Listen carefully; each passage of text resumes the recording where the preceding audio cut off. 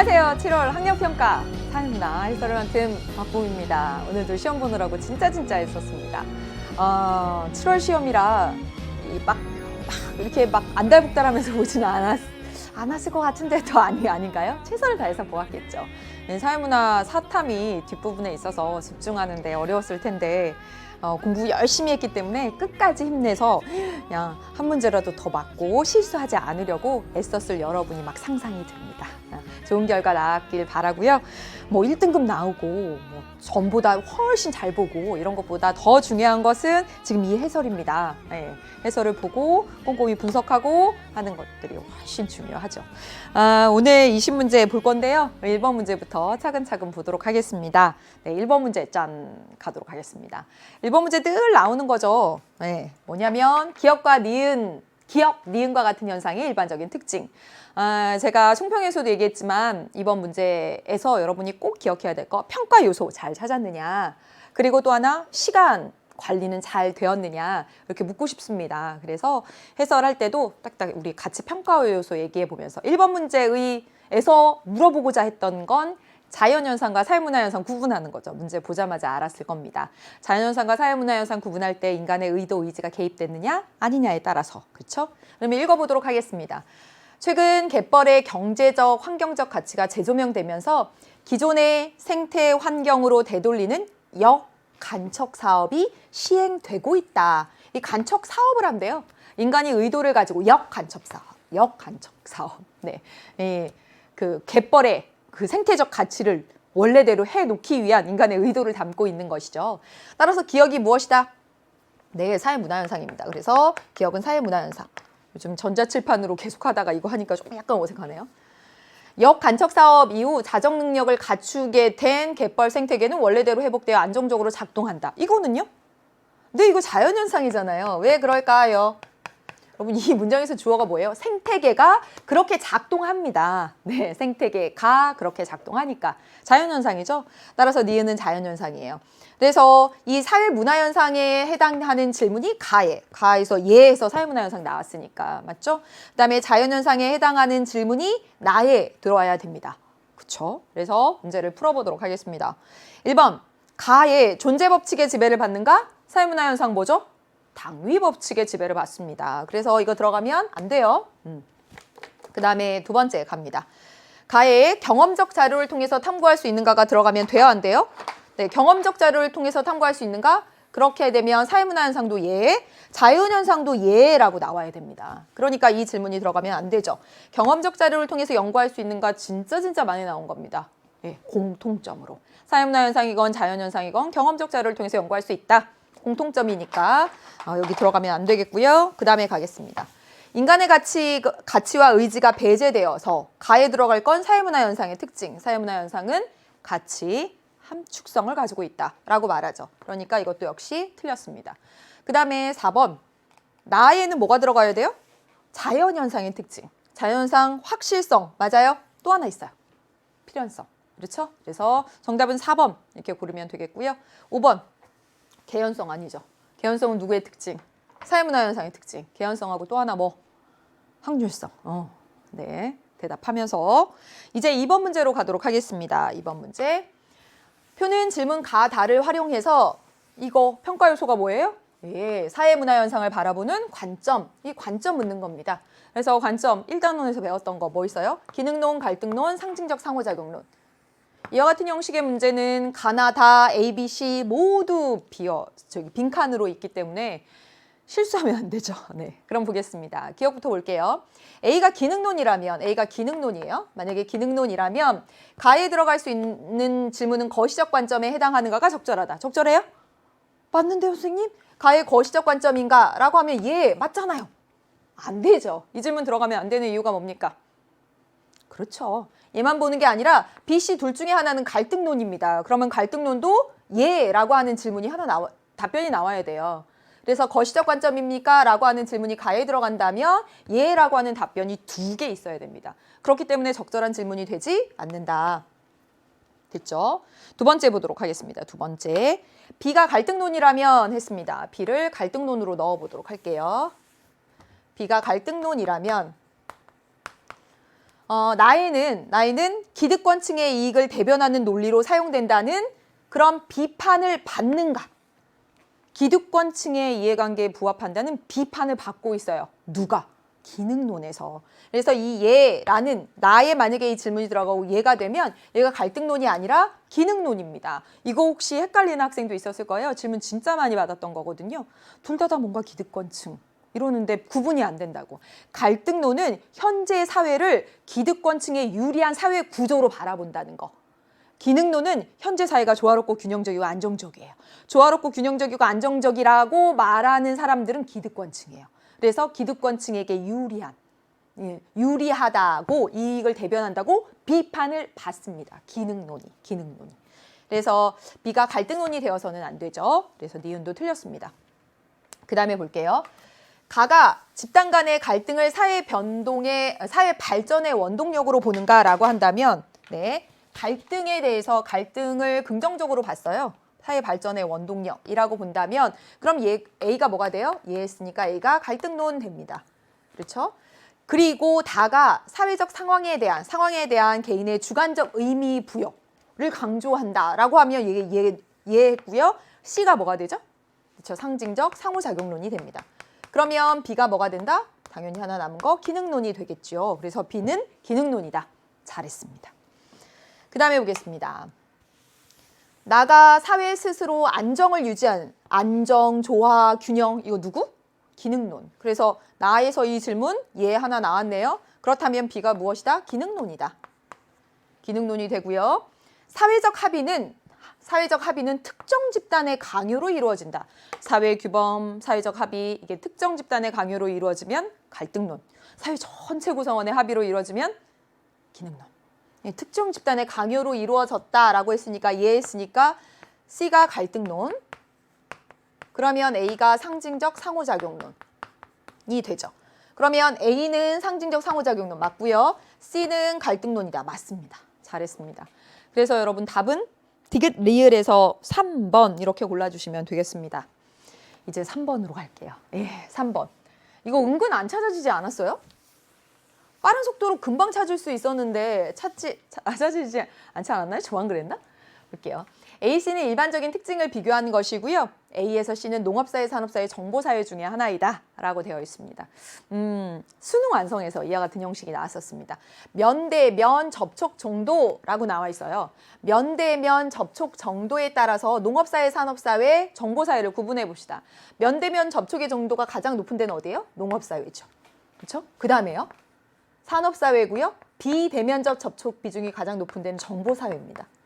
그러면 여러분 A가 B보다 크다 이랬습니다. 그러면 이렇게 될 수 있죠. 농업사회가 A가 되고 산업사회가 B가 돼도 되죠. 이게 맞죠. 그렇죠?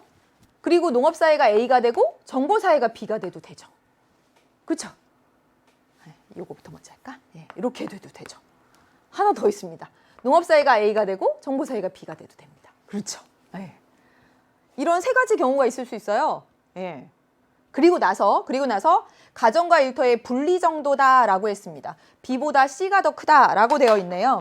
그러면 여기 C를 이렇게 넣어보도록 하겠습니다. 그럼 나머지 하나 정보사회가 C가 되는 거잖아요. 이렇게 했을 때 이게 맞아 떨어지는지. 분리 정도, 가정과 일터의 분리 정도. 산업사회하고 정보사회 중에 누가 커요? 산업사회가 크잖아요. 여기 정보사회는 재택근무 때문에 농업사회 다음이고 산업사회가 분리 정도가 크잖아요. 그럼 이렇게 됩니다. 그럼 이게 안 맞아 떨어지죠. 그러니까 이건 아니다. 이건 아니다. 가. 이겁니다. 두 번째, 여기를 이제 나머지 하나 C로 했습니다. 그리고 뭐 물어봤어요? 가정과 일터의 분리 정도입니다. 농업사회랑 정보사회랑 비교했을 때 가정과 일터의 분리 정도 누가 더 높아요? 그쵸? 정보사회죠. 정보사회가 더 높습니다. 정보사회가 높고요. 이 농업사회는요. 가정과 일터의 통합 정도가 가장 높다. 이렇게 말합니다. 그래서 이번에도 B가 더 크게 나왔네요? 그러니까 아니죠. 그러면 여기도 아닙니다. 그러면 어디다? 여기입니다. 여기다 이제 C를 넣어보도록 할게요. C를 넣어보고 B, C를 구분해 보라고 했습니다. 그래서 뭐냐면 가정과 일터의 분리 정도입니다. 둘 중에서 분리 정도 누가 더 높아요? 산업사회가 더 높다니까요. 그래서 C가 산업사회가 되고 B가 정보사회가 되면 딱 맞죠. 그래서 A, B, C를 다 찾았습니다. 그래서 농업사회 A, 산업사회가 C, 그리고 정보사회가 B 이렇게 놓고 문제 풀면 되겠지요. 네, 해보도록 하겠습니다. 1번, A는 B에 비해 직업의 분화 정도가 높다. A는 B에 비해 직업의 분화 정도? A, 농업사회에서 직업의 동질성이 가장 높게 나타납니다. 그러니까 아니죠? 그렇죠? B는 C에 비해 사회 변동의 속도가 빠르다. B는 C보다 사회 변동의 속도가 빠르죠. 정보사회로 갈수록 빠른 변동이잖아요. 따라서 정답은 2번 이렇게 해주시면 되겠습니다. 그 다음에 C는 A에 비해서 C는 산업사회는 농업사회보다 구성원 간의 익명성 정도가 더 높죠. 예, 익명성 정도가 더 높죠. 틀렸고요. 의사결정의 분권화 정도는 A가 가장 높고 분권화 정도는 어디에서? 정보사회로 갈수록이죠. 그래서 이것도 틀렸습니다. 그 다음에 2차 산업이 차지하는 비중은 어디에서 2차 산업이 가장 높은 비중을 차지하겠어요? 산업사회. 산업사회 여기서 어디? C. B가 가장 높다라고 했으니까 이것도 틀렸습니다. 그래서 정답은 여러분 2번 이렇게 골라주시면 되겠습니다. 그 다음에 4번 문제를 보도록 하겠습니다. 4번 문제. 자료는 근대화를 바라보는 관점 했습니다. 여러분 평가 요소가 뭐예요? 그렇죠. 여기 나와 있는 근대화를 바라보는 관점. 이게 평가 요소입니다. 구체적으로 근대화론하고 종속이론 이렇게 나왔죠. 볼게요. 여기 진화론적 입장에서 근대화를 설명한다. 진화론을 전제로 해서 근대화론을 전개하는 것. 여러분 무엇이죠? 그렇죠. B가 뭐가 된다? 근대화론. 론이 되고요. 문제에 보면 A, B가 각각 근대화론과 종속이론이라고 했으니까 A는 당연히 종속이론이 됩니다. 그러면 여기 화살표를 잘 봐보세요. 화살표를 잘 봐보면 종속이론도 화살표 나가 있고 근대화론도 화살표 이렇게 나가 있습니다. 그렇다면 가에 들어갈 수 있는 건 종속이론과 근대화론의 뭐? 그렇죠. 공통점. 그래서 여기는 이제 공통점이 들어갈 수 있겠고요. 그 다음에 B에는 근대화론의 특징이 들어간 거죠. 그 다음에 A에는요. A는 이렇게 와서 종속이론의 특징이 들어가야지만 됩니다. 네. 그러면 문제를 한번 풀어보도록 하겠습니다. 1번부터 보도록 할게요. 1번. A는 종속이론이에요. 선진국과 후진국 간의 불평등한 역학관계에 주목하고 있다. 맞죠? 종속이론에서는 중심부 국가와 주변부 국가가 있다. 중심부 국가인 서구 선진국이 비서구 국가들을 착취, 종속한다. 불평등한 역학관계에 주목하고 있습니다. 따라서 정답은 몇 번? 1번 바로 나옵니다. 금방 풀어지죠? 2번부터 어디가 틀렸는지 보겠습니다. B는 근대화론이에요. 제3세계 국가들은 미발전이 아니라 저발전 상태에 있다.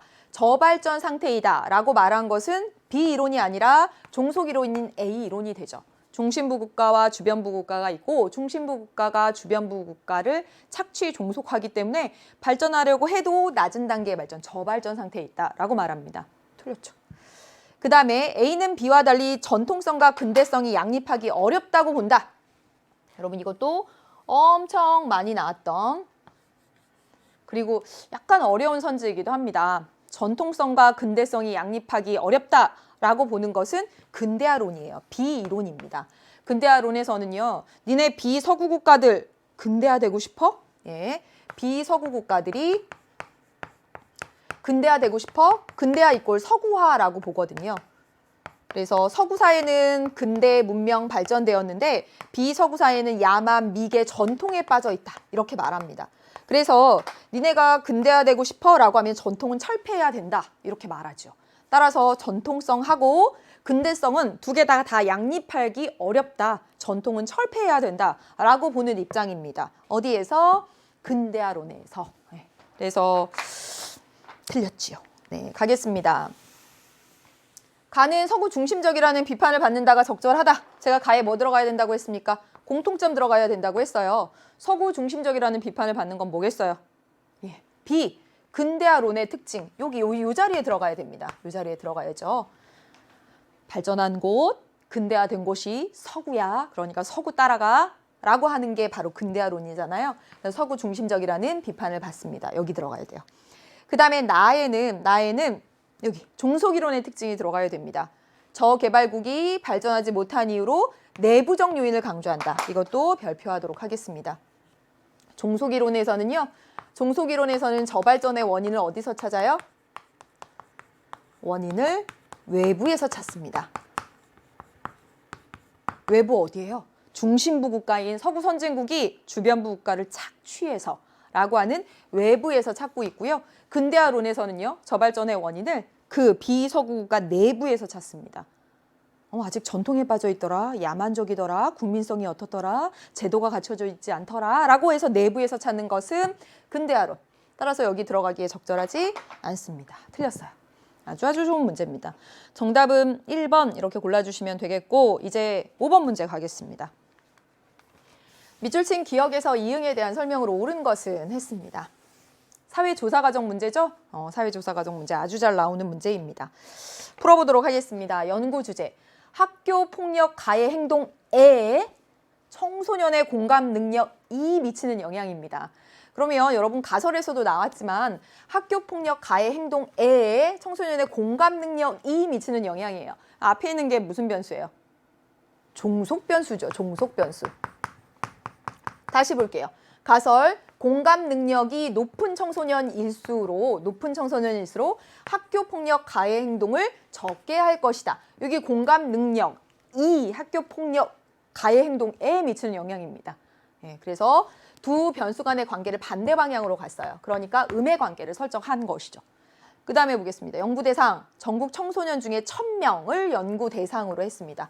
표본을 이렇게 한 것이고요. 설문조사를 했네요. 첫 번째 설문조사, 즉 질문집법 했다라고 나옵니다. 그래서 학교폭력 가해 행동 횟수와 그 다음에 공감 능력 검사의 점수라고 되어 있네요. 검사 점수. 공감 능력이라고 하는 것이 매우 추상적이니까 공감 능력 검사의 점수라고 했어요. 뭐 했냐면 개념의 조작적 정의한 것입니다. 네, 됐죠? 그 다음에 볼게요. 설문조사에 참여한 청소년들 중에 학교폭력 가해 행동 횟수가 많은 20명에 대해서 소수를 대상으로 해서 또 뭐 있죠? 면접법도 했습니다. 그래서 질문집법과 면접법을 같이 하는 것이고요. 설문조사를 통해서 수집한 자료, 이제 통계 처리했습니다. 이 자료는 통계 처리한 자료이고요. 양적 자료를 수집했고요. 면접을 통해서 수집한 또 자료가 있습니다. 녹음하여 기록한 후 코딩 분석했다 뭐 되어 있습니다.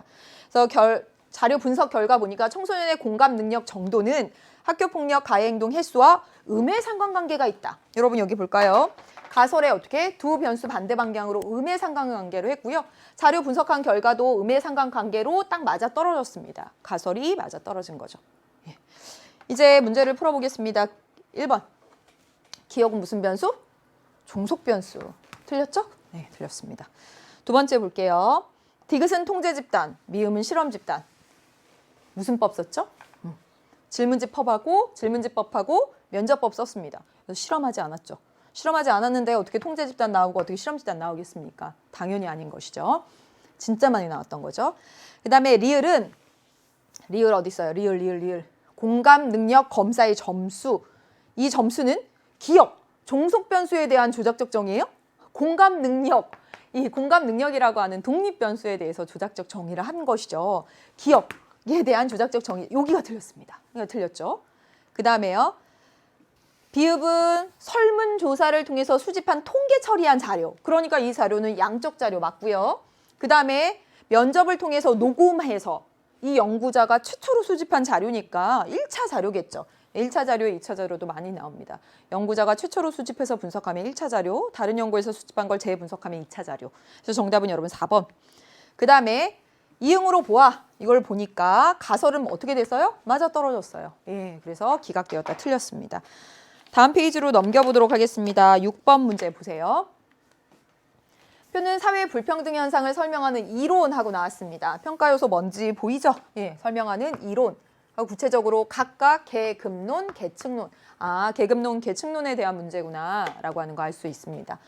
여기 보니까 사회 불평등 현상을 여기 맨날 나오는 거 연속적이고 서열적으로 본다라고 해서 이해했습니다. 그러면 B가 뭐가 돼요? 연속적, 서열적. 계층론. A는요? 계급론. 됐네요. 따라서 가에 들어갈 건 이 둘의 공통점이 가에 들어가면 되겠고, 맞죠? 그 다음에 나에 들어갈 건 계급론에서 예했으니까 계급론의 특징이 들어가면 되겠습니다. 됐지요? 그러면 해보도록 할게요. 기억부터 갑니다.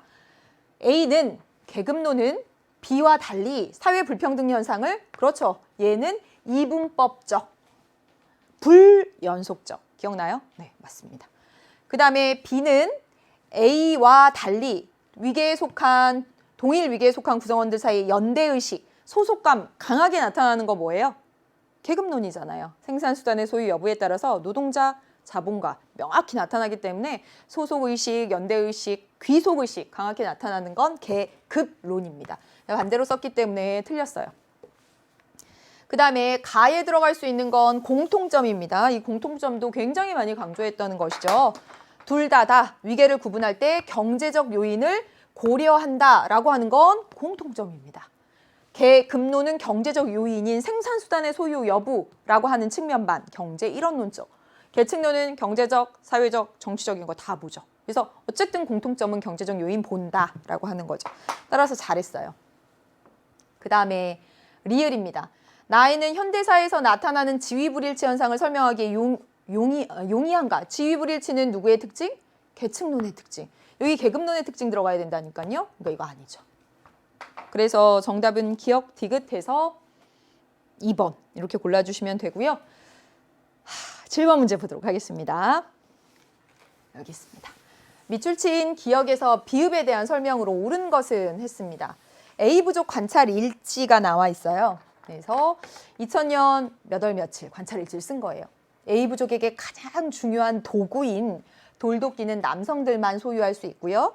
이 돌도끼의 제작 방법은 사내 아이들에게만 전수가 됩니다. 남성들에게는 돌도끼를 제작한 후 음식을 함께 먹는 그런 문화가 있습니다. 그리고요. 다음 이제 또 2001년입니다. 선교사들이 돌도끼를 소유하지 못한 여성들에게 쇠도끼를 선물을 한 거예요. 그리고 다시 몇 년이 흘렀습니다.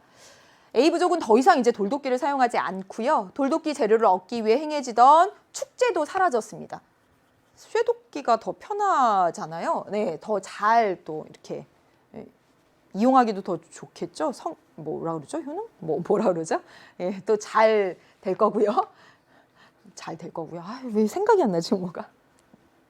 예, 그 다음에 돌도끼를 사용하지 않게 되면서 축제도 사라졌습니다. 그리고요, 남성들은 여성들에게 쇠도끼를 빌려서 사용하게 되면서 이제 부계 중심의 사회가 무계 중심의 사회로 변화되었습니다. 남성들은 여전히 사내 아이들에게만 전통적인 돌도끼 제작 방법을 그래도 이제 전수하고 있습니다. 그래도 우리라도 이걸 계속 이어가야 돼 하면서 알려주고 있는 것이죠. 그러면 보도록 하겠습니다. 1번. 기억, 여기 도구가 있고요. 돌도끼 제작 방법이 있습니다. 그래서 기억, 도구는요, 제작 방법과 달리 물질 문화이다. 여러분 어때요? 어때요? 이거 은근 이런 것들이 뭐지? 막 이랬을 수 있습니다. 아니죠. 달리가 아니라 기억, 니은 모두 물질 문화입니다. 예, 물질 문화가 뭔데요? 의식, 주와 관련된 도구와 기술. 예, 물질 문화입니다. 따라서 도구와 돌도끼 제작 기술. 예, 도구와 기술, 물질 문화입니다. 따라서 틀렸죠. 두 번째 보도록 하겠습니다. 디귿 문화라고 나와 있어요. 남성들이 돌도끼 제작한 다음에 음식을 나눠 먹는 문화. 이때 문화는 생활 양식으로서의 문화이겠죠. 넓은 의미입니다. 문화인 할 때 이 문화는요, 교양 있고 세련된 좁은 의미죠. 따라서 문화인에서의 문화와 다른 의미로서 사용되었다. 여기서의 문화는 넓은 의미로 보아야 됩니다. 그 다음에 3번입니다. 리을을 보면 A 부족이 더 이상 돌도끼 사용하지 않으면서 축제도 사라졌어요. 즉 뭐냐면 문화 요소들이 상호 연관되어 있음을 알 수 있다. 즉 동떨어져서 존재하는 것이 아니라 돌도끼를 덜 사용하니까 축제도 사라지게 되고 연결되어 있다는 것이죠. 전체성, 총체성이 드러납니다. 따라서 정답은 3번 이렇게 고르면 되겠고요. 그 다음에 미음입니다. 미음. 부계 중심 사회에서 모계 중심 사회로 변화되었다. 사회의 그 주도권을 누가 잡느냐라고 하는 것인데 하위 문화가 반문화로 변화되었다? 전혀 다른 내용이죠. 반문화는 뭐예요? 지배적인 문화에 도전, 저항하는 문화입니다. 그런 내용 나타나 있지 않아요. 따라서 틀렸고요. 남성들은 여전히 사내 아이들에게만 전통적인 돌도끼 제작 방법을 지금 알려주고 있습니다. 이거 보니까 발견으로 인한 문화 변동의 사례이다. 여러분 이게 문화 변동이에요? 과거에도 남성들은 사내 아이들에게 돌도끼 제작 방법 가르쳐줬고 뭐 이러한 뭐 이제 쇠도끼를 쓰고 여성 중심 이런 게 있지만 여전히 남자들은 사내 아이들에게 돌도끼 제작 방법 가르쳐주고 있어요. 여전히 전통을 이어나가고 있는 것이죠. 따라서 문화 변동의 사례라고 볼 수 없습니다. 정답은 3번 하면 돼요. 이제 8번 문제를 보도록 하겠습니다. 빈곤 유형이라고 나와 있죠? 평가 요소 뭡니까? 빈곤 유형이에요.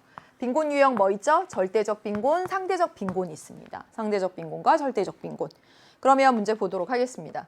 일반적으로 어떤 사람 또 혹은 가구의 빈곤 여부를 규정할 때 A와 B의 개념을 사용하는데 A는 무엇이냐면 인간다운 삶을 유지하기 위한 최소한의 조건을 충족하지 못하는 상태라고 되어 있습니다. 인간다운 삶을 살기 위해서 최소한의 삶을 유지하지 못하는 상태. 무슨 상태? 절대적 빈곤 상태. 따라서 A가 절대적 빈곤이 되죠. 반면에 B는 무엇이냐면 다른 사람들보다 소득이 적어서 여기 있네요. 사회 구성원 대다수가 누리는 일반적인 생활 수준을 영위하지 못하는 상태. 이거 개념 정리 그대로 나왔습니다. 이게 바로 무엇이다? 상대적 빈곤. 이렇게 하시면 되겠습니다. 1번. A는 절대적 빈곤은 상대적 빈곤과 달리 해당 국가의 소득 분포와 밀접한 관련이 있는 거. 이건 바로 무엇이냐면 상대적 빈곤입니다. B가 그렇죠. 상대적 빈곤의 기준이 되는 게 중위소득이죠. 가장 부자부터 가난한 가구까지 줄을 세워서 가장 가운데 있는 가구의 소득. 한 나라의 소득 분포가 어떠냐에 따라서 중위소득이 달라질 수 있죠. 그래서 한 나라의 소득 분포와 밀접한 관련이 있다라고 하면 상대적 빈곤이라고 해야 됩니다. 그래서 틀렸죠. 그 다음에 A는 절대적 빈곤은 상대적 빈곤과 달리 소득 수준이 높은 나라에서 안 나타난다. 아예 안 나타난다. 틀린 얘기가 되죠. 나타날 수 있습니다. 인간다운 물론 저개발국에서 보다 더 문제화되죠. 문제가 심각하지만 선진국에서도 나타날 수 있는 것이죠. 틀렸습니다. 그 다음에 B는 상대적 빈곤은 절대적 빈곤과 달리 개인의 주관적 인식 개념이다. 이도 진짜 많이 나왔던 거. 상대적 빈곤의 기준은 중위소득의 50%. 우리나라 절대적 빈곤 최저 생활을 누리는데 드는 비용입니다. 그래서 기준이 있어요. 둘 다 무엇이다? 객관적 빈곤이다. 라고 하는 거 매우 많이 나왔던 거죠. 그래서 이거 틀렸습니다. 4번 볼게요. 4번. A에 따른 빈곤율과 B에 따른 빈곤율을 합하면 국가 전체의 빈곤율이다. 얘도 작년도 올해 평가원 선지에서 계속 많이 나왔던 거 아니죠. 절대적 빈곤율 5%, 상대적 빈곤율 7%, 합해서 12%가 전체 빈곤율이다. 그렇게 말하지 않습니다. 왜냐하면 절대적 빈곤이면서 동시에 상대적 빈곤인 가구가 있을 수 있거든요. 따라서 그냥 단순히 합해서라고 말하면 안 됩니다. 틀렸죠. 그 다음에 B의 기준을 적용하면 상대적 빈곤의 기준을 적용하면 절대적 빈곤 가구에 해당하지 않더라도 빈곤 가구에 포함될 수 있죠. 상대적 빈곤 가구에. 예. 맞습니다. 그래서 정답은 5번 이렇게 골라주시면 되고요. 9번 가겠습니다. 9번. 다음 사례에 대한 분석으로 옳은 것은 했습니다. 장녀인 갑은 평소 꿈꾸던 경영학과에 입학을 했고요. 부모님이 경영하는 회사에 공개 채용해서 합격했습니다. 그리고요, 뭐 받았냐면 신입사원 연수를 받았어요. 그리고 영업팀에 배치가 되었습니다. 갑의 가정 배경을 모르는 팀원들은 부모님이 경영하는 회사인데 다 공개 채용으로 들어간 거예요. 항상 최선을 다하는 갑을 신뢰했고요. 이에 갑은 자신의 정체를 밝혀야 할지 아닐지 고민에 빠졌다. 늘 고민 밑줄 그어놓고 역할 갈등인지 아닌지 물어보죠. 그쵸? 네. 보겠습니다. 두 번째. 차남인 을은 간호학과, 언론학과에 합격을 했지만 어머니의 영향으로 간호학과에 갔습니다. 예, 합격했네요. 얘도 막 합격했어요. 공부 열심히 했나 봐요. 신입생 오리엔테이션에 참가를 해서 전공 강의도 열심히 들었으나 적성에 맞지 않아서 역시 얘도 학교에 다닐지 말지 하는 고민. 여기도 고민이 있고요. 여기 고민이 있습니다. 결국 을은 예전부터 동경해오던 언론학과에 진학하기 위해 재학 중인 학교를 어떻게 했냐면 자퇴했습니다. 그만뒀어요. 그리고 현재 대학 입학시험을 준비 중에 있다 하고 나와 있습니다. 문제를 풀어보겠습니다. 1번. 갑은 을과 달리 역할 행동에 따른 보상과 제재를 경험하였다. 어떤 역할 행동이 뭐죠? 실제로 수행한 행동에 따른 보상. 보상 어디 나와 있어요? 제가 여기 동그라미 쳤죠. 뭐냐면 열심히 뭐 입사 시험 준비했으니까 합격했겠죠? 열심히 공부했으니까 합격했겠죠? 이런 건 역할 행동에 대한 보상이다라고 말할 수 있습니다. 역할 행동에 대한 보상인데 제재는요? 비난을 받았다. 뭐 제재를 받았다. 이런 내용은 갑과 을 모두 나와 있지 않죠. 그래서 갑을 모두 역할 행동에 따라서 제재를 받았다 하는 내용은 찾을 수가 없습니다. 네, 틀렸어요. 두 번째, 갑은 을과 달리 2차적 사회화 기관에서 예기사회화를 경험하였다. 제가 여기 표시한 부분이 있죠. 신입사원 연수, 신입생 오리엔테이션. 여기 다 예기사회화를 경험한 것이거든요. 어디에서 여기는요? 회사. 이거는요? 대학교. 둘 다 2차적 사회화 기관입니다. 따라서 갑을 모두 2차적 사회화 기관인 회사나 학교에서 예기사회화를 경험했다라고 볼 수가 있는 거죠. 그래서 이것도 틀렸습니다.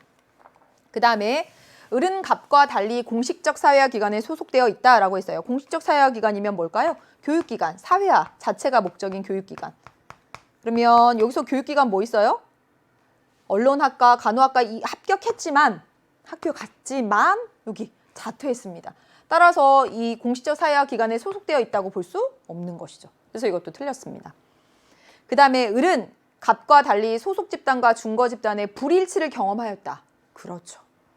고민하다가 간호학과에 입학했죠. 이 소속 집단. 그러나 이게 맞지 않아서 계속 고민을 하다가 동경에 오던 언론학과 중거 집단이죠. 그래서 소속 집단과 중거 집단이 불일치를 경험한 것이죠. 그래서 학교를 자퇴했어요. 정답은 4번. 그 다음에 갑을 모두 귀속지위와 성취지위 간의 역할 갈등을 경험했다. 내가 원래 오너의 딸인데, 오너의 장녀니까 오너의 딸인데 밝힐까 말까? 이게 여러분 역할 갈등입니까? 아니에요. 대학을 자퇴할지 계속 다닐지 고민하는 거. 진로에 대한 고민입니다. 이것도 역시 역할 갈등이라고 할 수 없죠. 그래서 틀렸습니다. 정답은 4번 이렇게 고르시면 되겠고요. 이제 표 문제가 나왔습니다. 10번 문제를 보도록 할게요. 다음 자료에 대한 분석으로 옳은 것은 했습니다. 갑국 정부는 자료 1과 같이 자료 1이 있습니다. A안과 B안 중 하나의 방안으로 교육복지지원금을 지급하려고 합니다.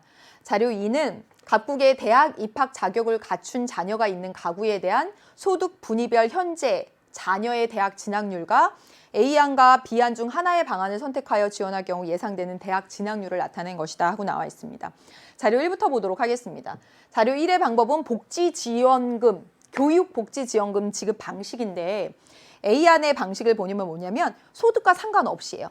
소득과 상관없이 대학 입학 자격을 갖춘 자녀가 있는 모든 가구에 월 50달러씩 주는 거예요. 소득과 상관없이 50달러씩. 됐나요? 네.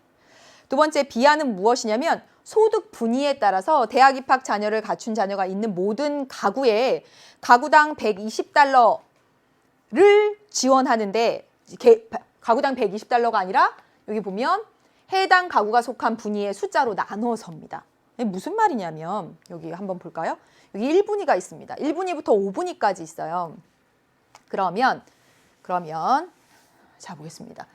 1분위, 2분위, 3분위, 4분위, 5분위 이렇게 있는 거죠. 네, A안에 따라서 주면 소득에 상관없이 대학 입학 자격을 갖춘 자녀가 있는 모든 가구에 월 50달러씩 준다는 거예요.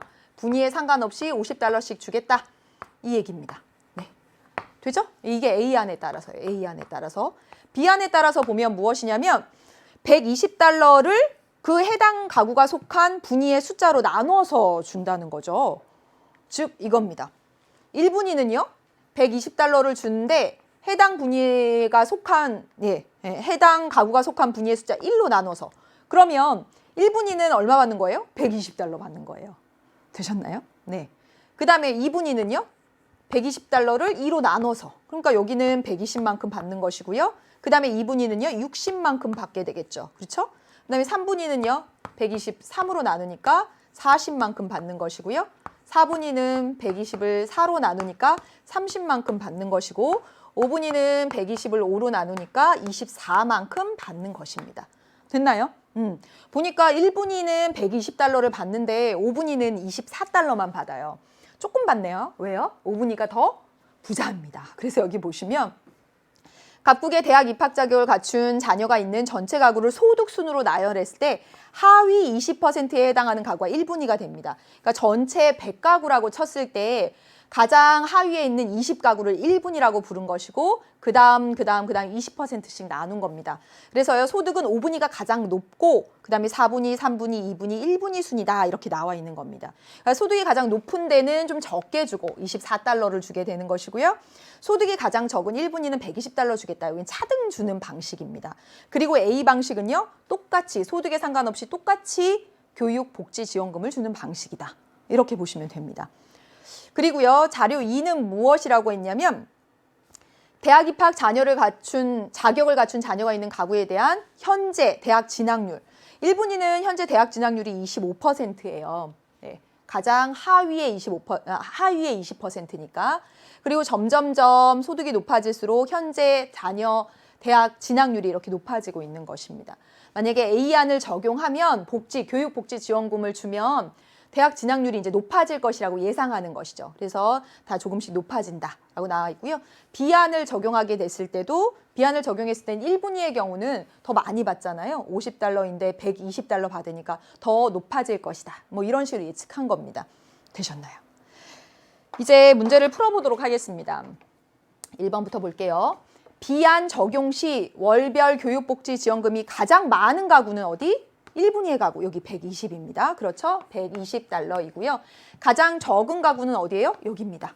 5분위입니다. 24달러예요. 그래서 그 가구의 차이가 100달러예요? 아니죠? 네, 금방 계산이 됩니다. 두 번째 보도록 하겠습니다. 대학 입학 자격을 갖춘 자녀가 있는 2분위 가구가 받는 가구당 월 복지 지원금은 2분위 가구예요. A안에 따르면 2분위건 1분위건 얼마예요? 50. 여기 써놨죠? 50입니다. 50이고요. 그리고 B안에 따르면 얼마가 돼요? 여기 있습니다. 60입니다. 60. 따라서 A안이 B안에 비해서 적죠? 틀렸습니다. 3번 갈게요. 소득 상위 20% 가구의 경우 소득 상위 20%가 어디예요? 이렇게 바꿔서 써놓은 겁니다. 이게 어디라고요? 5분이다. 상위 20%입니다. 하위 20%, 20%씩 이렇게 5등분을 해놓은 것이고 상위 20%라고 했으니까 이게 5분이다 라고 하는 걸 찾을 수 있느냐라는 것이죠. 경우 현재 대학 진학률과 예상되는 자녀의 대학 진학률 간의 격차했습니다. 격차 표 분석 강의에서도 했는데 격차는 절대값 차이라고 생각하시면 됩니다. 격차는 B안이 A안의 2배이다. 격차 그냥 보면 되잖아요. 현재 대학 진학률과 A안을 했을 때의 차이는 얼마예요? 4%포인트만큼 차이가 납니다. 그런데 여기 B안을 적용했을 때는 93%가 됐어요. 몇 퍼센트 차이? 2%포인트 차이가 납니다. 됐죠? 그래서 B안을 적용했을 때가 A안의 2배예요. B안을 적용했을 때는 2%포인트, A안이 4%포인트니까 반대로 썼죠? 틀렸습니다. 됐나요? 이제 4번 보도록 하겠습니다. 4번. 대학 진학 입학 자격을 갖춘 자녀가 있는 모든 가구에게 지급되는 월별 복지지원금은 B안이 A안에 비해서 10% 많다. 모든 복지지원금 어떻게 계산하면 될까요? 자, 만약에 1분위에 가구가 몇 가구인지 모르는데 N 가구만큼 있다고 해봅시다. 그러면 50 곱하기 N만큼이 복지지원금이에요. 맞죠? 2분위도 몇 가구 있는지 몰라요. 그래서 N 가구만큼 있다고 해봅시다. 네. 마찬가지로 몇 가구인지 몰라요. 그런데 B안으로 한 경우에도 이때 N 가구가 있으면 이때 N 가구인 거죠. 이때 100가구면 이때 100가구. 사실 똑같습니다. 그러니까 뭐만 계산하면 되냐면 여기만 이렇게 계산하고 그 다음에 여기 이렇게 계산하면 됩니다. 이렇게. 왜냐하면 가구 수는 몇 가구인지는 모르지만 1분위의 복지지원금을 받는 가구랑 여기 가구는 어차피 같으니까 50달러를 받느냐 120달러를 받느냐의 차이니까요. 그래서 전체 쭉 이렇게 더해보면 A안에 따라서 봐보면 250달러 곱하기 뭐 몇 가구가 되겠죠. 그렇죠? 지원금을 받는 가구 몇 가구 N이라고 표시되어 있습니다. 우리는. 이에 따라서 보면 얼마가 돼요? 이거 다 더해보면 됩니다. 그럼 얼마냐면 274 곱하기 역시나 같은 하고 같잖아요. 그러니까 이건 사실 생각하지 않아도 되는 겁니다. 그래서 지금 뭐 물어봤냐면 B안이 A안에 비해서 얼만큼 많냐면 24만큼 많은 겁니다. 24만큼 많은 거죠? 이거 어떻게 계산하면 돼요? 원래 250이었는데 24만큼 많아. 곱하기 100입니다. 예. 그래서 이거 계산해 보면 얼마 나오냐면 250에 24니까 250에서 25만큼 돼야지 10%잖아요. 근데 24니까 10%가 안 되죠. 그냥 이렇게 봐도 됩니다. 그래서 10% 많다라고 하면 틀린 거예요. 근데 계산해 보면 9.6 정도 나옵니다. 네, 계산 안 해봐도 되죠. 250에 24만큼 많은 거니까 10%가 안 되는 거잖아요. 그래서 4번도 틀렸습니다. 그러면 정답은 몇 번? 5번. 5번 해보도록 하겠습니다. 5번을 해보도록 하겠습니다. 5번 뭐라고 했냐면 각 분위에 속한 입학 자격을 갖춘 총 자녀수가 같다면 현재 대학 진학률은 60%이다. 전체의 대학 진학률이에요. 뭐라고 나와 있냐면 각 분위에 속한 대학 입학 자격을 갖춘 자녀수가 같다면 그럼 가장 쉬운 걸로 여러분 뭐 해볼까요? 각 분위당 100명씩입니다. 이렇게 해보자고요. 전체 각 분위당 100명씩입니다. 이렇게 하면 돼요. 그중에서 현재 대학 진학한 100명인데요. 25명 진학했어요. 이 말입니다. 2분위에 100명인데요. 48명 진학했어요. 이 말입니다. 네, 그럼 이거 그대로 해보자고요. 각국 전체의 현재 대학 진학률은 해보면 되죠. 전체가요. 같다고 했으니까 100명씩 잡아서 500명이라고 했을 때 대학 진학하는 25명, 48명, 64명, 72명, 91명 이걸 쭉 더해보세요. 더해보면 얼마 나오냐면 300 나옵니다. 500명 중에 300명이 대학 진학한 거예요. 율 물어봤으니까 곱하기 100 이렇게 하시면 됩니다. 지우고 지우죠? 그럼 얼마 나와요? 60% 이렇게 나옵니다. 그래서 정답은 5번 이렇게 고르시면 되겠습니다. 고생하셨습니다. 애쓰셨습니다. 이렇게 하시면 돼요. 그래서 정답은 5번 이렇게 골라주시면 되겠고 이제 11번으로 가도록 하겠습니다. 우리나라의 사회보장제도 유형하고 나왔습니다. 평가요소 뭐라고요? 우리나라의 사회보장제도 유형 해서 여기 있는 거 공공부조, 사회보험, 그리고 사회서비스다 라고 놓고 풀면 되겠습니다. 그럼 볼게요. 이번에 수해로 집이 침수되었고요. 어머니께서 다니던 회사마저도 폐업했습니다. 회사가 폐업했어요. 아직 중학생인 동생도 있는데 어떻게 하면 좋아요? 그랬더니 재직 중인 어머니는 뭐에 가입되어 있을 거예요? 고용센터에 가서 실업급여 뭐에 가입했으니까 고용보험. 그래서 구체적으로 가 고용보험인데 유형에 속한다라고 했으니까 가 뭐라고 보면 되죠? 사회보험. 그 다음에 나에는 소득과 재산을 기준을 충족하면 최저생활 보장을 위해서 소득과 재산 기준으로 해서 일정 소득이 안 되는 경우에 최저생활 보장하기 위해서 국가가 지원하는 겁니다. 공공이 도와주는 거죠. 따라서 나는 무엇이다? 공공부조. 예민한 시기에 동생이 걱정되네요. 뭐에는 청소년의 심리 상담 지원, 상담, 재활, 직업 소개 등등의 비금전적, 비물질적인 지원을 해요. 뭐죠? 사회 서비스. 따라서 사회 서비스가 다 가가 사회보험, 그 다음에 나가 공공부조 이렇게 놓고 풀면 되겠죠. 맞죠? 네, 이제 풀어보도록 하겠습니다. 1번 갈게요. 가는 사회보험이에요. 가입자의 수혜 정도에 따라 비용을 내요? 아닌 거 알고 계시죠? 비용은 어떻게 해요? 능력별로 비용을 부담하고 혜택은 같이 입죠. 네, 틀렸습니다. 두 번째, 나는 상호부조의 원리다. 나가 뭔데요? 공공부조예요. 상호부조는 누구예요? 상호부조는 가, 사회보험에 해당이 되는 것이죠. 그래서 틀렸습니다. 그 다음에 가는 다와 달리 민간단체, 가나 다 중에서 민간단체도 주체가 될 수 있는 거. 민간단체, 사회서비스입니다. 따라서 다에는 이라고 해야 맞습니다. 네, 틀렸죠? 네. 그 다음에 나는 가에 비해 소득 재분배 효과가 크다. 가하고 나를 비교해 봤을 때 공공이 가장 어려운 계층을 도와주는 겁니다. 그래서 소득 재분배 효과가 크게 나타난다라고 말하죠. 정답은 4번입니다. 그 다음에 가는 나다에 비해 수혜 대상자의 범위가 좁은 편이다. 사회보험은요. 공공부조에 비해서는 모든 국민을 대상으로 하니까 수혜 대상자의 범위가 넓죠. 틀렸습니다. 그래서 정답은 4번 하시면 되겠고 12번 문제 가도록 하겠습니다. 밑줄 친 기억에서 미음에 대한 질문에 옳게 답한 학생들을 고르는 거예요. 식품회사 팀장인 A는 출근 후 정부기관 담당자에게 신제품 인증 일정을 확인했고 이어 신제품 홍보를 위한 언론사 보도자료 검토했고 점심 전에 노동조합 조합원 총회를 위한 집행부 사전회의, 노동조합의 집행부인가 봐요. 퇴근 후에 사내 배드민턴 동호회 활동에 참가해서 스트레스도 풀었고 귀갓길에 가족 여행에 필요한 물품도 샀습니다. 갑부터 보겠습니다. 이익사회이면서 질문에 옳게 답변한 학생이에요. 공식 조직에 해당하는 집단을 찾아보래요. 이익사회. 일부러 인위적으로 만든 거.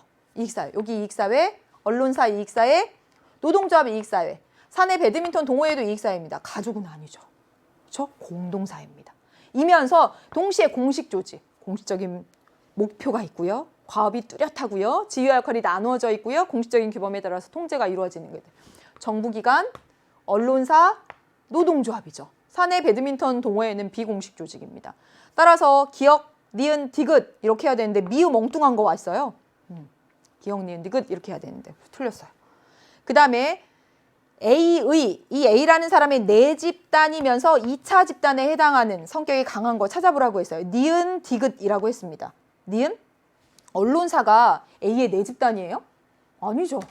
이거 들어가면 안 되죠. 언론사에 보낼 보도자료입니다. 따라서 소속되어 있고 소속감을 느낀 내 집단이라고 볼 수 없는 거죠.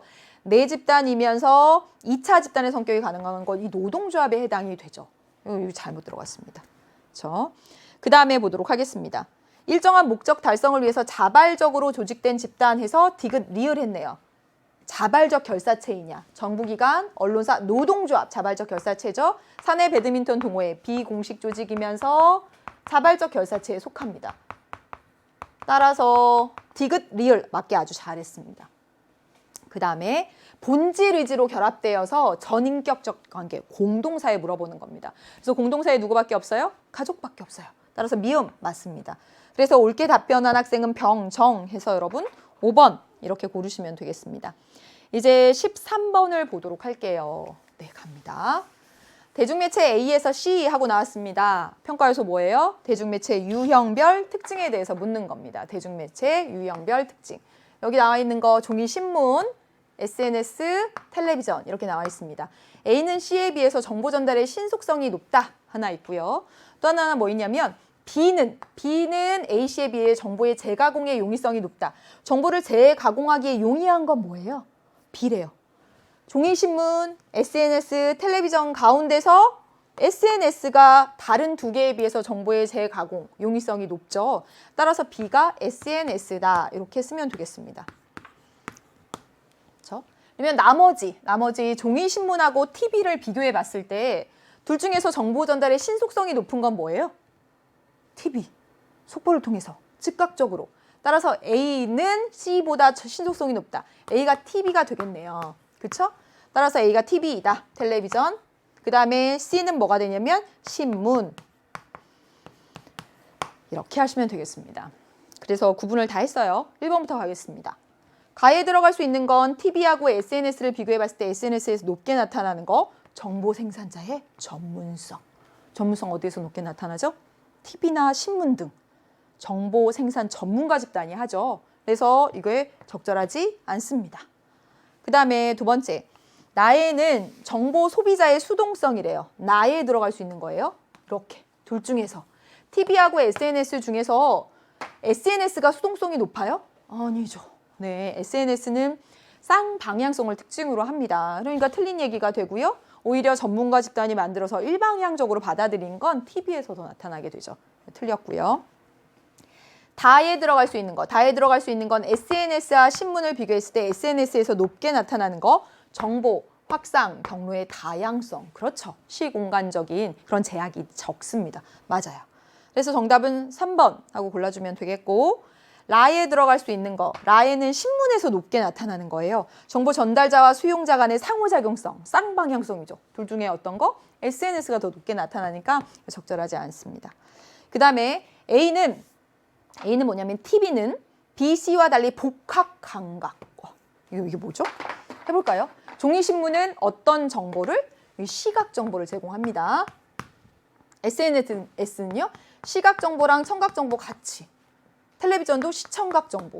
따라서 A하고 B는 C와 달리 복합 감각 정보를 전달한다라고 해야지 맞습니다. 그래서 이게 틀렸죠. A와 B는 C와 달리 이렇게 해야 됩니다. 그래서 정답은 3번 이렇게 해주시면 되겠습니다. 이제 14번으로 가도록 하겠습니다. 일탈, 이론, 가, 다에 대한 설명으로 옳은 것은 했습니다. 평가 요소 뭐예요? 일탈이론. 일탈이론, 낙인, 아노미, 차별적 교제 이론이 있습니다. 가부터 읽어볼게요. 다른 사람들에게 일탈자로 규정받게 되면 다른 사람들에게 일탈 행위자로 규정을 받았습니다. 그러면 자신을 대하는 다른 사람들의 일반적인 태도와 기대에 맞추어서 자아 정체성을 형성해요. 부정적인 자아 정체성을 형성하죠. 다른 사람들이 그렇게 규정하면 뭡니까? 낙인. 두 번째, 네, 일탈은 사회화의 결과이다. 사회화가 뭔데요? 교육, 배우는 거, 학습의 결과다라고 하는 걸 이렇게 쓴 겁니다. 그래서 첫 번째만 봐도 이거 차별적 교제 이론이다 라고 하는 거 알 수가 있어요. 일탈자나 일탈 집단과 어울리면서 그 행동을 정당화하는 가치까지 내면화해서 자신의 행위 규범을 형성하게 된다. 차별적 교제 이론입니다. 다는요. 일탈은 사회 구성원이 추구하는 목표를 달성하기 위한 수단이 제대로 갖춰져 있지 않았을 때라고 했습니다. 목표 수단의 불일치, 아노미. 네, 누구? 머튼. 여기 머튼이라고는 안 나왔네요. 네, 아노미 뭐 이렇게 쓰면 되겠습니다. 그러면 1번부터 보도록 할게요. 1번, 가는 낙인론이에요. 최초의 일탈이 반복적 일탈로 이어지는 과정에 주목하고 있습니다. 누구나 최초의 일탈, 1차적 일탈 할 수 있어요. 그런데 낙인을 찍게 되면 2차적 일탈, 습관화된 일탈, 반복적 일탈 하게 돼요. 바로 이 과정에 주목하고 있는 거 맞아요. 따라서 정답 몇 번? 1번입니다. 그 다음에 두 번째 갈게요. 나는 일탈 행동에 대한 대책으로 사회 규범의 통제력, 규범이 사라져서 그래. 그러니까 규범이 힘을 가져야 돼. 이거 뒤르켐의 아노미론에서 그렇게 말하겠죠. 나는 이라고 했으니까 틀렸습니다. 나에서는 일탈에 대한 대책으로 정상적인 집단과 교류하는 것 말합니다. 그래서 이거 틀렸죠. 그 다음에 다는 지배집단의 이익을 위해 만들어진 사회제도가 일탈의 원인이다. 이건 갈등론.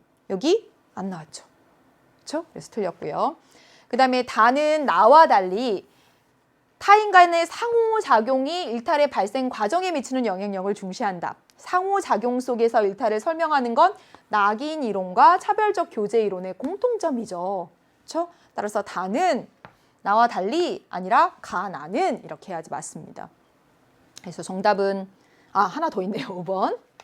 그 다음에 가하고 다는 나와 달리 사회의 지배적인 가치를 사회화하지 못한 사람들이 일탈 행동을 저지른다. 사회의 지배적인 가치, 널리 이거 지배층이 아니고요. 널리 퍼진 사회 규범을 내면화하지 못한 사람들, 이건 아노미론에서 말하는 겁니다. 뒤르켐의 아노미론. 따라서 다는 나와 달리 틀린 얘기가 되죠. 그렇죠? 특히 가는 낙인 이론이니까. 그래서 틀렸습니다.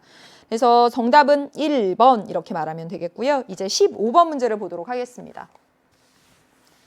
다음 자료에 대한 분석으로 옳은 것은 했습니다. 자료 1은 문화 변동의 외재적인 요인이라고 했어요. 외재적인 요인 했으니까 뭐다? 전파가 되고요. 자료 2는 각 병국의 문화 교류 및 변동 과정 나타낸 것이고요. 제시된 자료 2에 다른 문화 변동 없었다라고 되어 있습니다. 그러면 자료 1은 전파와 관련된 것이에요. 외부 문화에서 아이디어를 얻어서 새로운 문화 만들었는가 했습니다. 그럼 이건 뭐가 돼요? 자극 전파예요. 아니요 라고 했으니까 이제부터 직접 전파와 간접 전파가 될 거예요. 매개체에 의해서 문화 요소가 전해졌는가 했으니까 했으니까 가가 뭐가 되죠? 간접 전파가 되죠. 매개체에 의해서. 그러면 나는 아니요 했으니까 나가 직접 전파가 됩니다. 그리고요. 자료 2를 보겠습니다. 변동 전에는 갑국에는 이렇게 색칠해진 동그라미 다이아몬드가 있었고요.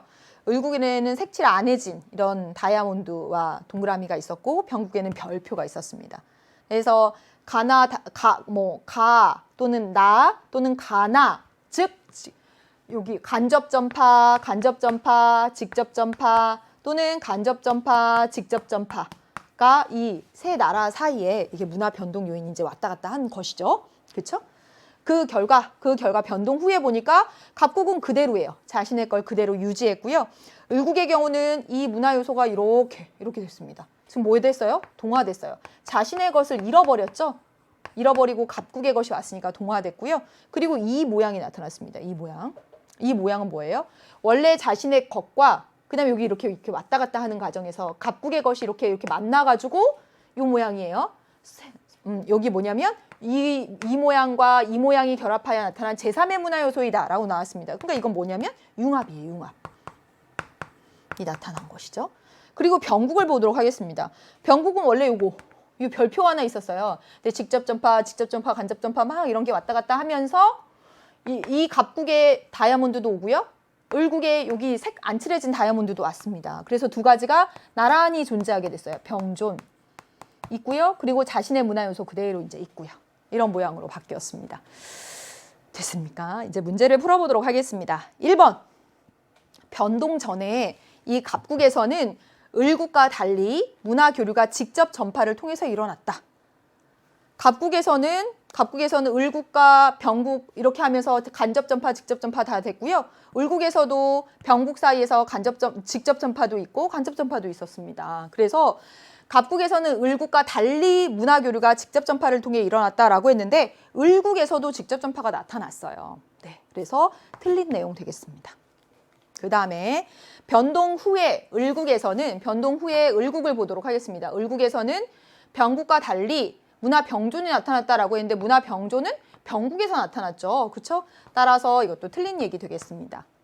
그 다음에 변동 후에 병국에서는 갑국과 달리 자국 문화의 소멸이 발생했다. 원래 자국 문화가 뭐였냐면 별표였어요. 별표 그대로 가지고 있습니다. 따라서 소멸이 발생했다라고 보기 어렵죠. 그 다음에 변동 후 갑국과 을국 모두에서 자문화의 정체성이 상실되었다. 여러분 각국은 보면 그대로 유지하고 있어요. 따라서 갑국에서 문화의 정체성이 상실됐다라고 보기 어렵습니다. 을국은 물론 이 요소가 사라져서 동화가 나타나긴 했으나 갑국에서 정체성이 상실됐다라고 볼 수 없죠. 그래서 틀렸습니다. 그러면 정답은 5번이네요.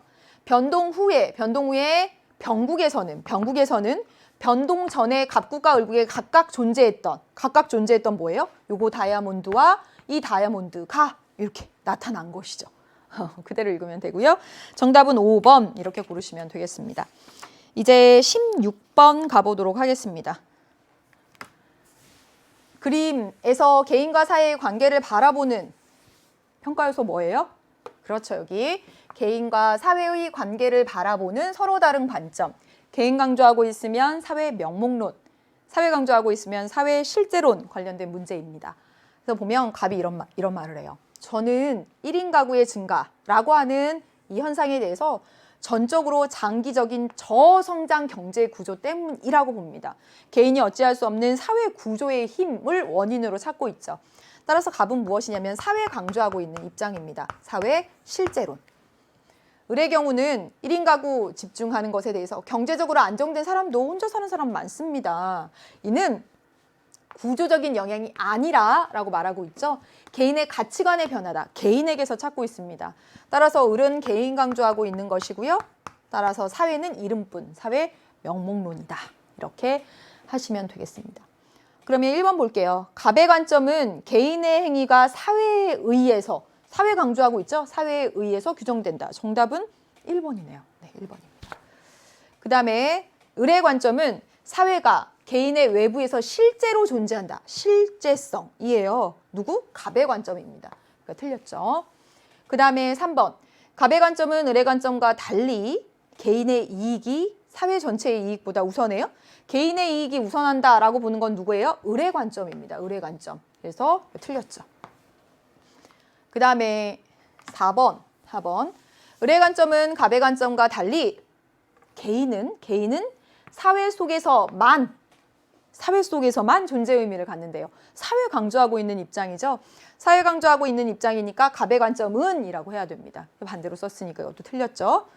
그 다음에 갑을 관점 모두 사회를 개인의 속성으로 환원하여 설명할 수 있다. 사회를 개인의 속성으로 환원하여 설명할 수 있다는 건 사회는 개인의 합일 뿐이야. 그냥 개인의 집합체일 뿐이야 라고 하는 그런 입장입니다. 개인 강조하고 있는 거예요. 따라서 을의 관점에서는 갑의 관점과 달리 사회를 개인의 속성으로 환원하여 설명할 수 있다라고 보는 것이죠. 네, 그래서 틀렸습니다. 네, 정답은 1번 이렇게 골라주시면 되죠. 이제 17번 보도록 하겠습니다. 17번 문제에 뭐라고 나와 있냐면 자료 수집 방법하고 나왔습니다. 자료 수집 방법. 자료 수집 방법 3가지 나와 있네요. 자료 수집 방법 해서 실험법, 질문지법, 참여관찰법 이렇게 나와 있습니다. 네. 평가 요소, 자료 수집 방법. 주로 계량화된 자료를 수집하는 데 활용되는가? 아니요 했습니다. 이 2가지는 뭐예요? 양적 자료를 수집하는 자료 수집 방법이 되고 참여관찰법이 질적 자료를 수집하는 것이죠. 계량화된 자료를 수집하는 데 활용되는가? 예 했으면 실험법과 질문지법이 B와 C가 되는 것이고 A가 뭐가 돼요? 네, 맞습니다. A가 참여관찰법입니다. 네. 그러면 A는 정해졌어요. 기억부터 가보도록 하겠습니다. 기억. A는 실제성이 높은, 왜냐하면 현장에 그대로 참여해서 비구조와 비표준화된 자료 수집 방법이에요. 생생한 자료를 수집하기에 용이하다. 맞죠? 다 키워드입니다. 그래서 기억 맞고요. 니은, B하고 C는 실험법과 질문지법입니다.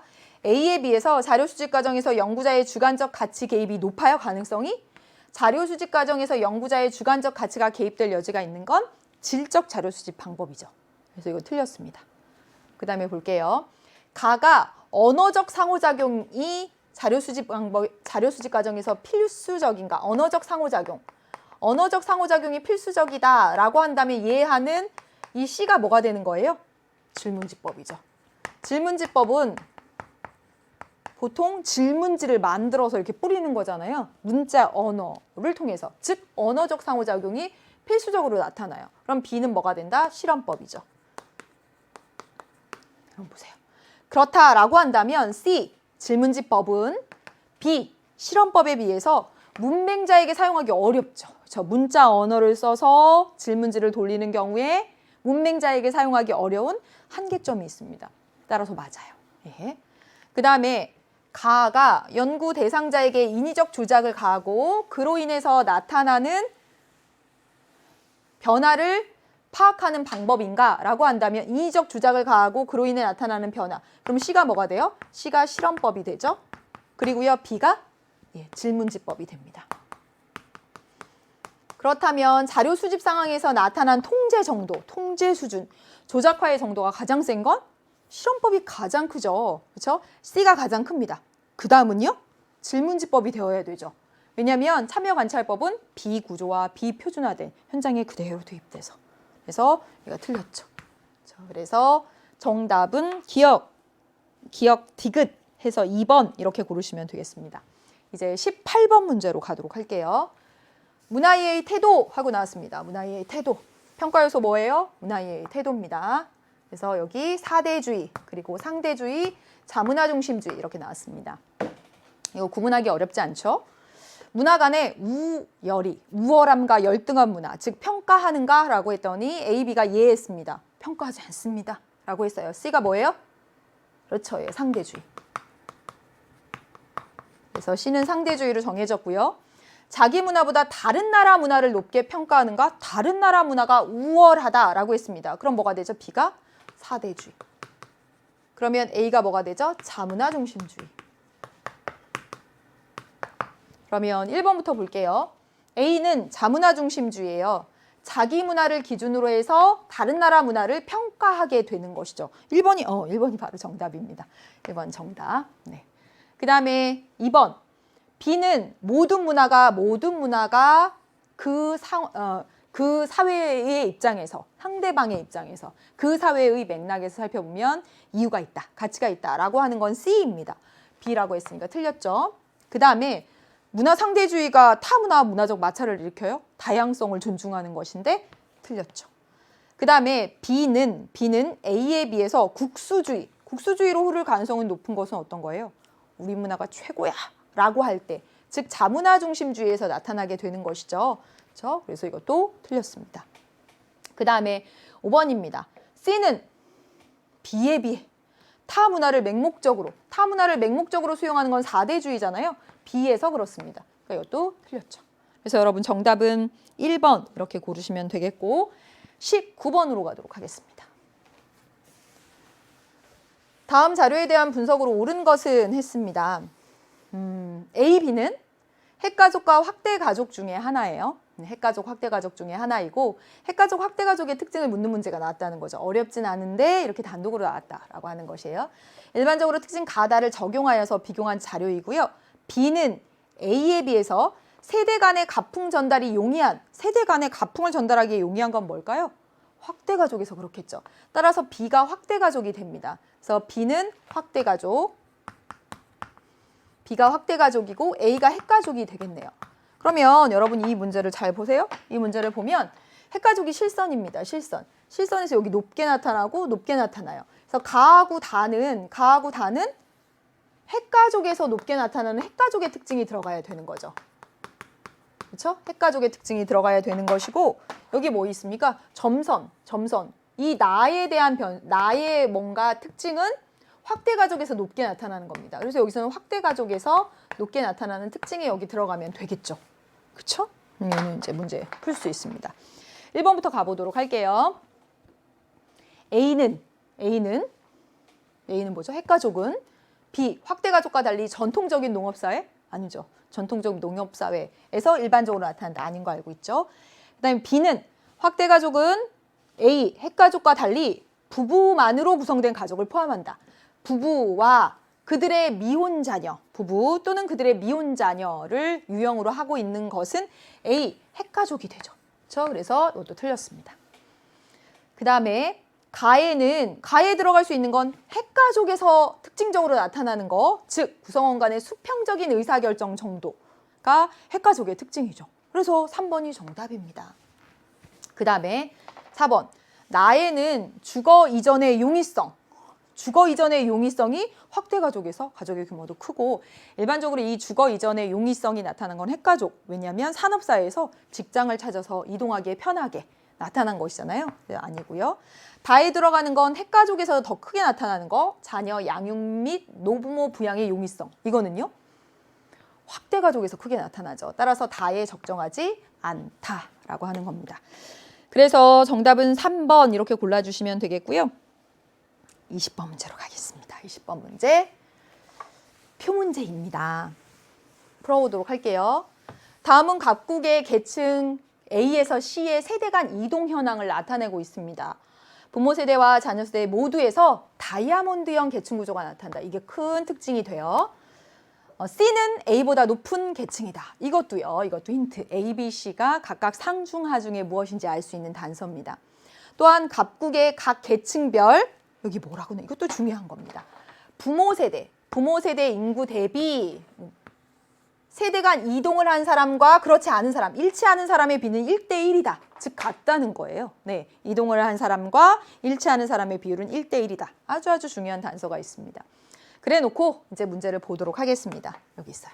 일단 A, B, C가 상중하 중에 무엇인지를 찾아야 되죠. 그렇죠? 네, 그럼 이 기본표를 일단 그려보도록 하겠습니다. 기본표를 이게 기본표를 2개 그려야 돼요. 예, 이제 2개 그리는 이유는 조금 이따가 할 거고요. 네, 일단 하나만 그려도 되는데 여러분 하나만 그리고 해도 됩니다. 네, 상중하 그리고 100.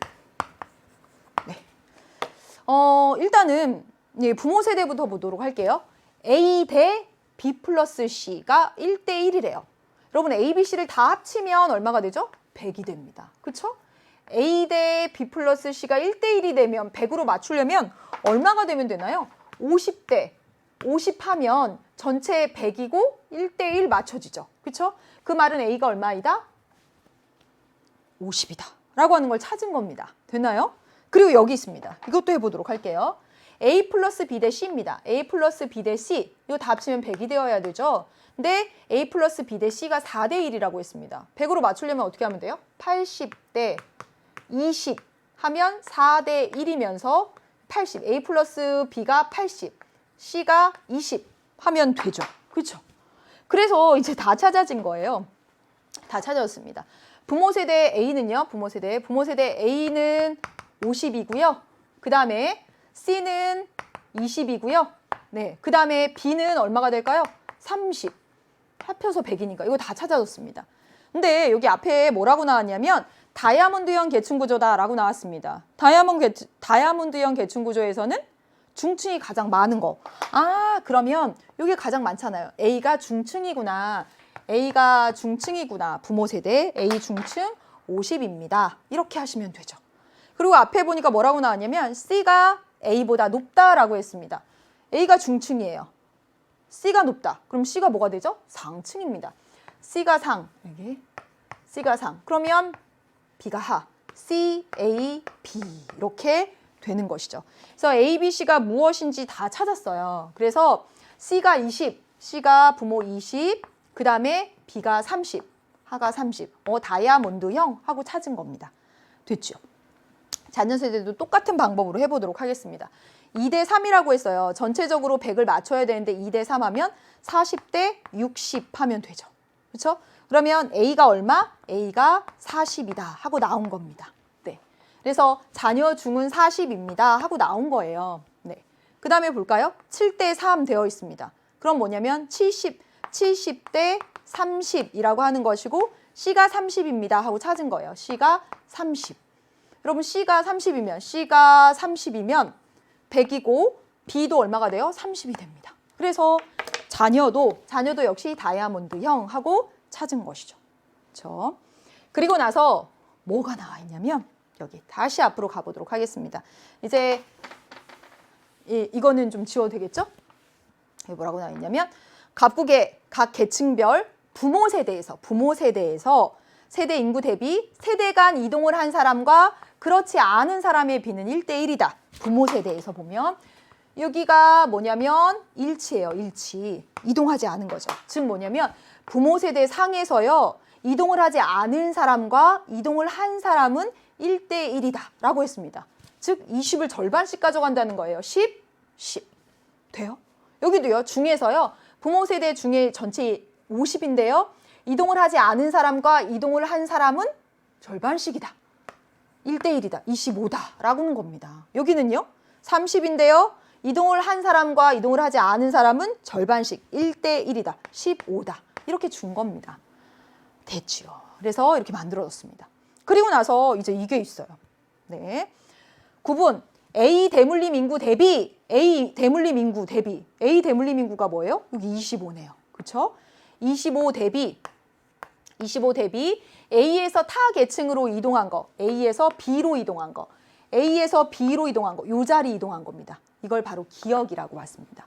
무슨 숫자인지 뭔지 모르겠어요. 지금 이렇게까지 봐서는. 네, 일단 이렇게 해놓고요. 이제 문제를 풀어보도록 하겠습니다. 기억부터 볼게요.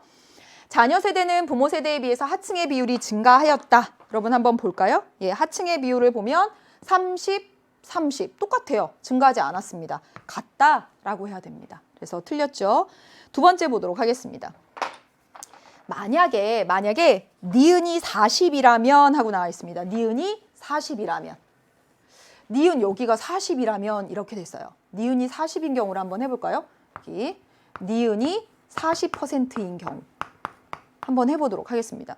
니은이 40이라는 말은 무슨 말이냐면 자 해볼게요. 니은이 40이라는 말은 이게 여기 니은 자리 A 대물림 인구 대비 A의 대물림 인구 얼마? 여기 25 대비해서 A에서 C로 간 거 여기 요 자리죠? 요 자리를 뭐 소문자 A라고 하겠습니다. A 곱하기 여기 비율이니까 100 하면 이 니은 숫자가 얼마가 나온대요? 40이 나온대요. 40. 네. 그렇다면 여러분 이 A, 여기 들어가는 A가 얼마가 돼야 돼요? 얼마가 돼야 돼요? 여기 25고 여기가 100입니다. 그러면 여기 4고요. 1입니다. 그럼 A가 얼마가 돼야 40이 돼요? 10. 그렇죠. 그래서 여기 10 들어간다는 거예요. 그래서 만약에 니은이 40%라면 니은이 40%인 경우 여기가 10이 됩니다. 그러면 나머지 다 채울 수가 있어요. 해볼게요. 얼마 여기도 10. 25니까 여기 얼마 들어가야 돼요? 15 맞아요? 그러면 쭉 해서 여기 0 맞죠? 그러면 여기 10. 그럼 여기 얼마? 5. 그러면 다 맞아 떨어지나요? 10, 10, 10, 15, 다 맞아 떨어졌어요. 그렇죠? 이런 경우가 만들어집니다. 그러면 이때 잘 보세요. 니은이 40%인 경우를 찾았더니 이렇게 채워졌습니다. 니은이 40%인 경우를 찾았더니 부모 세대 상층에서 자녀세 하층으로 이동한 경우는 없다. 그렇죠. 맞습니다. 바로 이거예요. 그 다음에 리을 디귿 보도록 하겠습니다. 부모가 중층인 하층 자녀 여기네요. 기억이 60%인 경우가 니은이 80%인 경우, 니은이 80%인 경우로 한번 찾아보도록 하겠습니다. 기억이 60%인 경우 한번 찾아볼까요? 기억이 60%인 경우.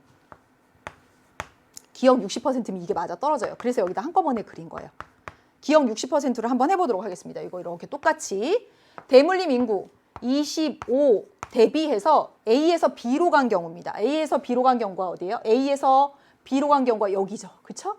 여기를 역시 소문자 A라고 한번 해보도록 하겠습니다. A 여기를 해보도록 하겠습니다. 곱하기 100을 했더니 여기 기억이 60%인 경우 60 이렇게 나왔습니다. 그럼 해보세요. 이렇게 지워서 여기가 4입니다. A가 얼마여야 돼요? 똑같이 A 하니까 헷갈리죠. 이게 A 뭐 다른 거니까. 이게 뭐 B라고 쓸 걸. B라고 쓰죠. B. 이렇게 B. 이거 얼마여야 돼요? 그렇죠. 15 하면 4에서 60 나오죠. 그래서 여기 15입니다. 15. 여기 15 넣으면 다 이렇게 나오죠. 그래서 이 경우는 기억이 60%, 니은이 40%인 경우에 충족하는 값들입니다. 네, 됐죠? 그러면 기억이 60%인 경우 부모가 중층인 하층 자녀는 모두 얼마? 15입니다. 15. 그리고요. 니은이 80%인 경우라고 있어요. 이제 여기다 하나 그려볼게요. 니은이 80%인 경우를 하나 그려보도록 하겠습니다. 그래서 두 개를 그린 거예요. 부모, 자녀, 상중하. 그리고 100. 30, 40, 30. 그 다음에 20, 50, 30. CAB. 그 다음에 CAB. 해놓고 여기 대각선, 대물림 된 건 나왔었죠? 그래서 10, 25, 그 다음에 15 이렇게 나왔습니다. 니은이 80인 경우래요. 여기 니은이 80인 경우, 80%인 경우. 25분에 여기 니은 어떻게 해요? A 대물림 인구 대비 A에서 타 계층으로 이동한 거. A에서 C로 이동한 겁니다. A에서 C로 이동한 거. 여기 우리 소문자 A라고 쳐보자는 거죠. A라고 했을 때 곱하기 100 하면 여기 80 나온다는 거예요. 80. 이렇게 지워보세요. 여기 4. 이거 얼마 돼야 돼요? 그렇죠. 20 돼야 되죠. 여기 20 들어가면 됩니다. 그러면 이게 20이라는 얘기다라고 하는 겁니다. 여기가 10, 여기는 15 되고요. 여기가 20이라는 얘기가 됩니다. 20 넣어볼게요. 그럼 여기 얼마 돼요? 0. 여기 얼마 되죠? 15. 15, 25 하면 여기 얼마? 0. 여기가 10. 그쵸? 그럼 여기가 얼마? 5 하면 다 맞아 떨어지죠. 그쵸? 그러면 이렇게 됐을 경우, 니은이 80인 경우, 부모가 중층인 하층 자녀. 부모가 중층인 하층 자녀는 얼마예요? 5입니다. 5. 그렇죠? 그래서 15가 5의 경우보다 몇 배? 3배이다. 라고 해야지 맞습니다. 그렇죠? 그래서 이거 틀렸습니다. 됐나요? 이제 마지막 선지 보도록 하겠습니다.